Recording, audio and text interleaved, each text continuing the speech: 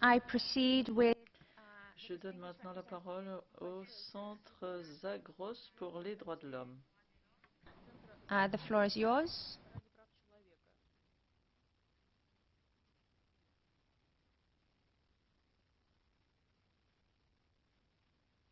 Madame la Présidente, malgré leurs engagements nationaux et internationaux, l'Iran, la Turquie, la Syrie et l'Irak continuent d'appliquer des politiques discriminatoires contre une grande partie de leur population.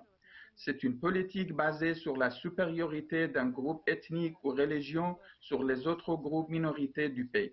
Cette politique est la cause principale pour la propagation de la haine et de l'hostilité. En Iran, le pouvoir est concentré entre les mains d'un groupe religieux, plutôt l'islam chiite et l'ethnie perse, et des autres groupes religieux, ethniques et nationaux sont considérés comme des éléments étrangers et ennemis du système politique. En Turquie, une ethnie règne et exclut des autres groupes ethniques et religieux. En Syrie, l'identité d'une partie importante de la population kurde de ces pays n'a été reconnue que récemment et ont été considérés comme des étrangers. En Irak, le sectarisme est courant dans la société irakienne. Les minorités religieuses se plaignent de discrimination et d'exclusion. Dans ces pays, les médias et même les réseaux sociaux servent le sectarisme et l'hostilité d'un groupe particulier contre les autres. Par exemple, la radio et la télévision iraniennes ont systématiquement discrédité les structures nationales non perses.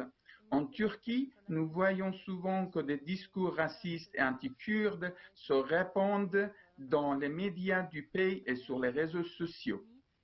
Nous pensons qu'autant que les lois et mécanismes internationaux de protection des minorités et de leurs droits ne sont pas renforcés et qu'elles ne peuvent pas garantir les droits politiques et sociaux des minorités, nous n'arrivons pas à éradiquer ou même diminuer la discrimination et la haine répandues dans ces sociétés. Je vous remercie.